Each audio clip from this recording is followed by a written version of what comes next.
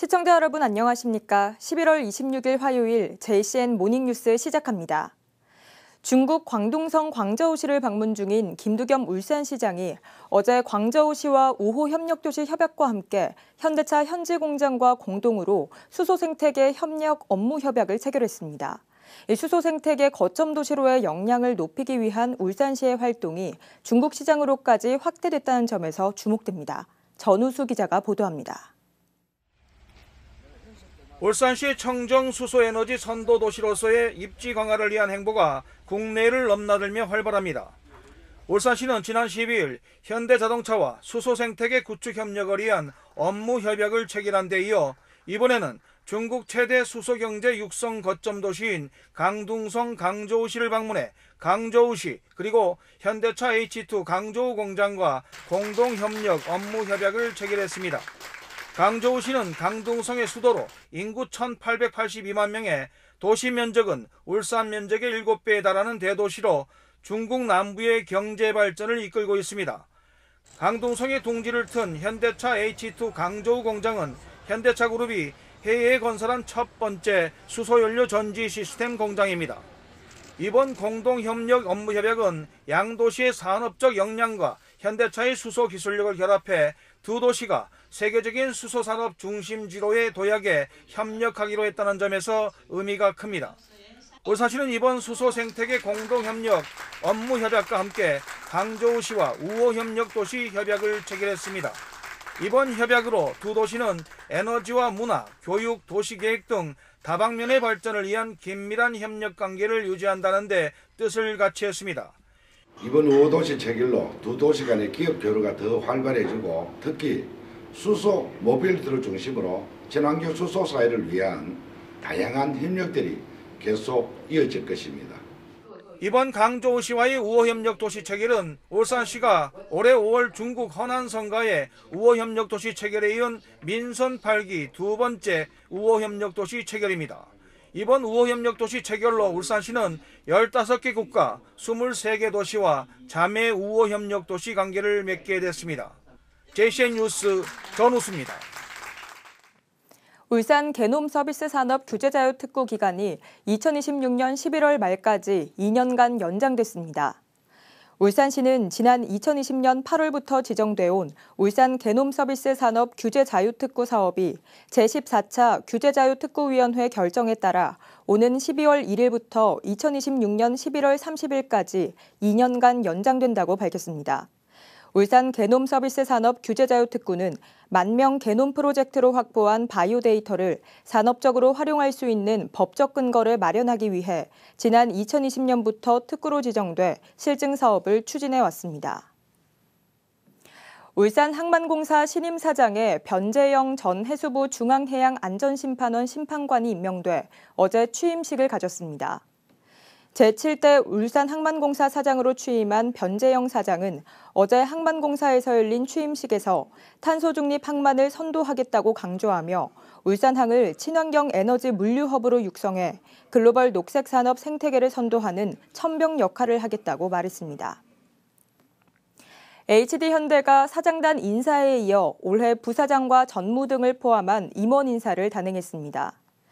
어제 인사에서는 HD현대일렉트릭 이창호 전무 등 5명이 부사장으로 HD현대중공업 윤훈희 상무 등 24명이 전무로 각각 승진했습니다. 또 HD현대사이트솔루션 김동목 수석 등 45명은 상무로 신규 선임됐습니다. 울산시민연대는 내년도 울산시 예산안에 대한 평가 자료를 내고 울산시의 주요 사업에 대한 문제점과 개선 방안을 제시했습니다. 시민연대는 먼저 울산시가 국민 우수제안 공모에서 시청사 미디어 파사드 설치를 1위로 선정하고 83억 원을 투입하기로 한 것은 타당성에서 문제점이 많다고 지적했습니다. 또 도시 정체성을 높이겠다며 10억 원을 들여 추진하기로 한 시경계 관문 홍보물 설치 사업은 공론화 과정이 없었고 매년 3,300억 원 이상 집행되는 시내버스 보조금 사업 대신 공영제 전환이 경제적이라고 주장했습니다. 이와 함께 도시 트램 추진으로 인한 도시 변화에 미칠 영향 등을 감안해 트램 추진단을 운영하는 것이 바람직하다고 말했습니다. 울산시는 2024년 울산시정 베스트5 선정을 위한 온라인 투표를 어제부터 12월 6일까지 울산시 누리집을 통해 실시합니다. 올해 투표 대상은 경제, 문화, 도시, 복지 등 시정 전 분야에 걸쳐 제시된 15개 주요 사업 가운데 시민생활과 울산 발전에 도움이 되었거나 기대되는 우수 사업 3개를 선택해 투표하면 됩니다. 울산시는 투표 결과를 바탕으로 12월 중순 울산시 누리집을 통해 2024년 울산시정 베스트5를 발표하고 담당 부서에 대해서는 송년 시상식에서 시상할 계획입니다. 울산시는 투표에 참여한 시민 중 100명을 추첨해 소정의 모바일 상품권을 제공할 예정입니다. 한때 평화의 상징이라고 불렸던 비둘기가 이제 불편함의 대명사로 전락했습니다. 울산의 각 지자체에서도 이 비둘기 때문에 피해를 봤다는 민원이 늘고 있는데요. 이 지자체는 피해를 막기 위해 다양한 예방책을 내놓고는 있지만 뾰족한 방법이 없어 실질적으로는 피해를 막기 어렵다고 합니다. 라경훈 기자가 취재했습니다. 아파트 실외기 곳곳에 그물망이 눈에 띕니다. 마치 어장을 연상케 하듯 설치된 그물망은 비둘기를 쫓기 위한 비둘기 퇴치망입니다. 다 여기 건물 쳐놓는 이유는 아마 비둘기가 다 한 번씩 다 들어온 경험이 있기 때문에 저렇게 아마 건물 쳐놨을 거예요. 알을 까더라고. 그래서 새끼. 그거는 또 불쌍하니까 이걸 못 버리잖아요. 먹이 구하러 가면 그때 이제 거물을 쳐버리는 거지. 그럼 며칠을 저기 와서 막 울어요. 자기 집인데 거물을 쳐놨다고. 좀 마음이 좀 짠하긴 해도 배설물이 장난이 아니니까 냄새 때문에. 날아드는 비둘기를 내쫓아도 언제 그랬냐는 듯 다시 돌아오는 습성에 접근조차 할 수 없도록 막아버린 겁니다. 개체수가 많아가지고 걔네들이 이제 한번 알르기 시작하면 이제 기하학적으로 많아지는 부분이다 보니까 걔네들이 그냥 기저 본능이 원래 강하다는 동물이다 보니 아파트 그런 데는 좀 집중적으로 많은. 도심도 상황은 마찬가지. 비둘기가 하나둘 모이더니 어느새 때를 지어 공원을 점령하기 시작합니다. 비둘기가 지나간 자리에는 깃털과 배설물들이 가득합니다. 지자체별로 비둘기 개체수를 줄이기 위해 먹이 제공 금지 현수막까지 내걸었지만 관련 피해 민원은 계속 늘고 있습니다. 최근 3년간 울산에서 비둘기로 인해 발생한 민원 신고는 해마다 증가하고 있습니다. 주로 누군가가 비둘기에게 먹이를 준다거나 아파트 실외기에 둥지를 틀었다는 신고입니다.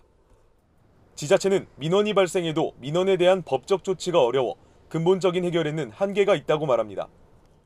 수시로 주거든요. 가 말려도 안 되고 뭐 계속 따라잡을 수도 없고 하지 마세요 하면은 동물 사랑하는 마음으로 해가 주는데 네가 뭔데 그거 싸움이 되거든요. 전국 지방자치단체에서 홍보하는 것까지밖에 안 되거든요. 이제 가태로 먹일 수 있도록 환경부 쪽으로 초안 내려오면은 우리도 이제 검토해가 진행을 해야 돼.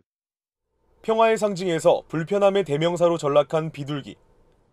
다양한 예방책에도 피해 민원은 줄지 않는 가운데 늘어나는 피해를 막기 위한 실질적인 대책 마련이 시급합니다. JCN 뉴스 라경훈입니다. 울주군이 그동안 무료로 운영해오던 공공청사 부설 주차장을 일부 유료화합니다. 울주군은 부설 주차장 유료화 근거를 마련하기 위한 운영 조례안을 의회에 제출했다고 밝혔습니다.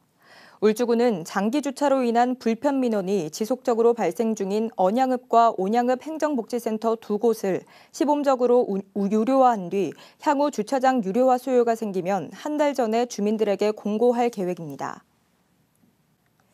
울주군이 지역 내 산책로와 등산로에 공중화장실 5곳을 새롭게 설치했습니다. 설치 장소는 범서읍 척과천 산책로와 언양읍 오영수 문학관, 청량읍 영취산 등산로와 상북면 산정교, 삼동면 연꽃단지 등 관광객과 주민이 많이 찾는 장소 5곳입니다.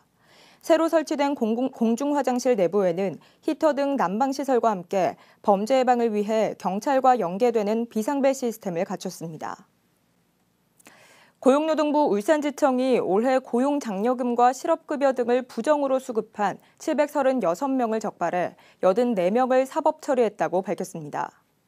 적발된 부정수급자들 가운데는 실제로 일을 하고 있지 않은 자녀를 배우자의 이름으로 허위 등록해 근무했다고 속이거나 자신의 명의를 타인에게 빌려준 뒤 실업급여나 고용장려금 등을 부정으로 수급하기도 했습니다. 한편 고용노동부는 적발된 736명에 대해 모두 21억 원을 반환 명령했습니다. 울산과학대학교의 2025학년도 신입생 수시 2차 모집 마감 결과 정원 내 모집 정원 171명에 3,993명이 지원해 평균 23.35대 1의 경쟁률을 기록했습니다. 이번 수시 2차 모집에선 화학공학과가 65대 1로 가장 높은 경쟁률을 기록했고 치위생학과가 55.75대 1, 식품영양학과가 44대 1을 기록하며 뒤를 이었습니다. 이번 수시 2차 모집 합격자는 다음 달 10일 울산과학대 입학 홈페이지에서 확인할 수 있습니다.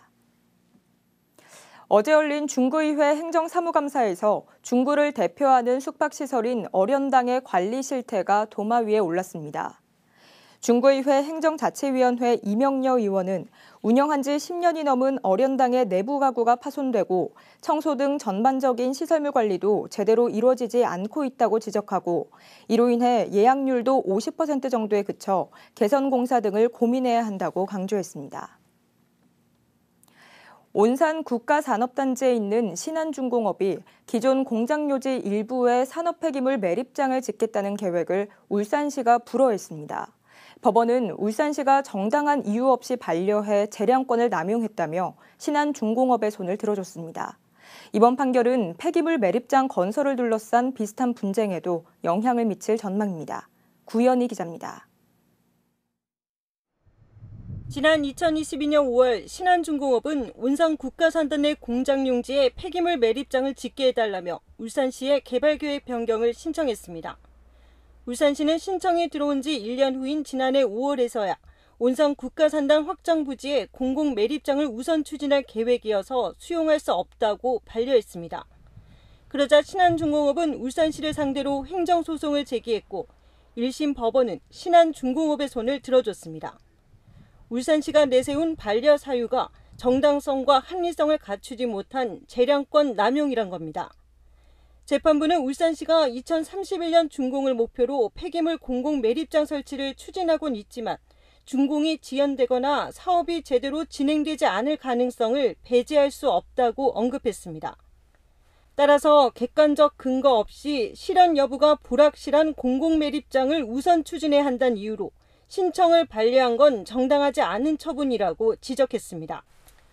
또 신한중공업이 신청한 매립장 예정 부지가 온산 국가산단 내 전체 산업시설 용지에서 차지하는 비중이 1%도 되지 않는다며 울산시가 주장한 산업시설 용지 잠식 우려와도 선을 그었습니다. 폐기물 처리 사업을 위한 온산 국가산업단지 지정 변경 신청을 울산광역시가 거부한 것은 그 처분 사유의 정당성과 객관성이 결여되었을 뿐만 아니라 재량권을 일탈 남용한 것으로 위법하다고 재판부가 판단하는 것으로서 오히려 행정청에 주어진 재량 범위가 넓을수록 그 근거가 더욱 구체적이고 명백하게 제시되어야 한다는 것을 울산시가 재판부에 제출한 자료를 보면 현재 울산 관내 사업장 폐기물 매립장은 민간에서 운영 중인 3곳으로 3년 후면 모두 포화 상태가 됩니다. 2030년까지 필요한 울산의 산업 폐기물 매립 용량은 627만 세제곱미터, 현재 남아있는 용량을 제외하고도 493만 세제곱미터가 더 필요합니다. 하지만 울산시가 계획 중인 공공 매립장의 처리 용량은 330만 제곱미터에 불과해 부족한 매립시설 문제를 완전히 해결하기 어렵다는 점도 재판부는 지적했습니다. 울산시는 내부적으로 검토한 뒤 항소할 것으로 전해졌습니다. JCN 뉴스 구연입니다. 올해 3분기 울산 지역 금융기관의 여신과 수신이 모두 증가했지만 수신 증가폭은 줄어들었습니다. 한국은행 울산본부에 따르면 3분기 울산 지역 금융기관 여신은 5,053억 원이 증가하면서 전분기 대비 증가세를 유지했지만 수신은 342억 원 증가하면서 전분기 대비 증가폭이 축소된 것으로 나타났습니다. 특히 지난 2분기부터 증가세로 전환된 가계대출은 주택담보대출을 중심으로 1,760억 원이 늘어나 증가세가 지속됐으며 기업대출도 예금은행의 기업대출 확대 등으로 3,869억 원이 늘어나면서 증가세를 유지했습니다. 울산시 선거관리위원회는 어제 시 선관위 대회의실에서 내년 3월 5일 실시 예정인 제1회 전국 동시 새마을금고 이사장 선거 관련 대책회의를 갖고 관리 지침을 시달하는 등 본격적인 선거관리 체제에 돌입했습니다. 울산시 선관위는 어제 회의에서 투기표 등 절차 사무의 투명성 강화와 금품 선거 예방 교육, 투표 참여 분위기 조성 방안 등에 대해 논의했습니다. 전국 새마을금고 이사장 선거는 새마을금고법과 위탁선거법 개정에 따라 선관위가 위탁을 받아 내년에 처음으로 실시하는 선거로 울산에는 30개 새마을금고 가운데 이사장 임기가 도래한 26개 새마을금고를 대상으로 치러집니다.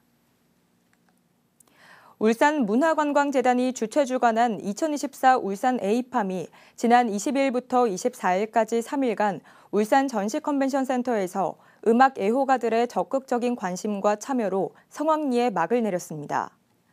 울산 에이팜은 포럼과 비즈니스 미팅 등 전문가들을 위한 프로그램과 로컬리티, 쇼케이스, 에이팜 초이스 등 공연 프로그램에 국내외 13개 공연팀이 참여해 수준 높은 음악으로 관객들의 호응을 이끌었습니다.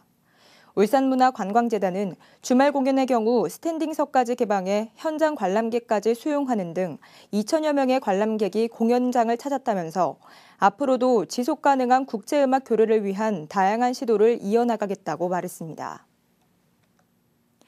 전국교육공무직노조 울산지부는 어제 성명서를 내고 울산교원단체 총연합회가 유치원 방과 후 전담사의 파업에 반대하는 입장을 표명한 것에 대해 반발했습니다. 노조는 울산교총이 유치원 방과 후 전담사 전일제 전환을 반대하며 전담사들이 유치원 업무 정상화에 힘을 모아야 한다고 주장한 데 대해 학교 내 차별과 갈등을 조장하지 말라며 교총은 유아가 안전하고 행복한 교육 정책을 최우선으로 고민해야 한다고 주장했습니다. 한편 노조는 5시간 유치원 방과 후 전담사의 전일제 전환을 요구하며 지난 15일부터 무기한 총파업을 이어오고 있습니다.